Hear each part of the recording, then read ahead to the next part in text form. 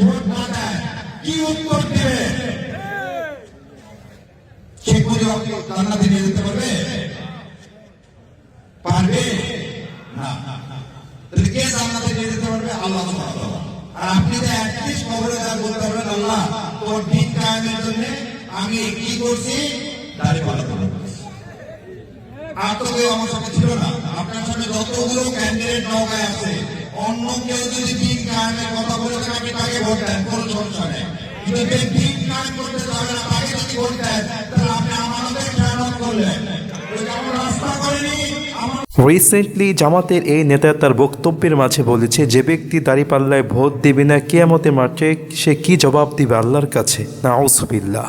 ইসলাম প্রচার করার জন্য আগে নিজেকে ইসলামিস্ট বানাতে হবে। যার পোশাকে নেই কোনো সুন্নত, মুখে নেই দাড়ি, অথচ দাড়ি রাখা যার ইমামের মাযহাব হচ্ছে ওয়াজিব। আর যে ব্যক্তি নিয়মিত দাড়ি কেটে ফেলবে, অজীব তরক করবে, সে ব্যক্তি ফাসেক হবে। তাই আমি এই ফাসেককে প্রশ্ন করতে চাই, আপনি আল্লাহর কাছে কি জবাব দেবেন? ভণ্ডামি আর জায়গা পান না। ইসলামকে ব্যবহার করে, ইসলামকে কনভার্ট করে, ইসলামের দোহাই দিয়ে ধর্ম ব্যবসা করে রাজনীতি করেন। এদের চেয়ে এই আকাশ জমিনের মাঝে আর কেউ নিকৃষ্ট হতে পারে না। এটা আমি বলিনি, আল্লাহ রসুল সাল্লাল্লাহু আলাইহি ওয়াসাল্লাম আজ থেকে 1450 বছর আগে ডেফিনেটলি বলে গিয়েছেন। বুখারী শরীফের 2য় খণ্ডের মধ্যে আসছে, আল্লাহ রসুল সাল্লাল্লাহু আলাইহি ওয়াসাল্লাম বলেছেন, যে ব্যক্তি ধর্মের লেবাস লাগিয়ে, ধর্মের দোহাই দিয়ে মানুষকে ধোঁকা দেয়, তার চেয়ে আকাশ জমিনের মাঝে নিকৃষ্ট আর কোনো প্রাণী নেই। সুতরাং যারা ধর্মকে কনভার্ট করে রাজনীতি করবে, ধর্মের দোহাই দিয়ে রাজনীতি করবে, ধর্মকে কাজে লাগিয়ে মানুষের মাঝে ঘৃণা ছড়াবে, এদেরকে সম্পূর্ণরূপে ভোট দেওয়া হারাম, জায়েজ হবে না।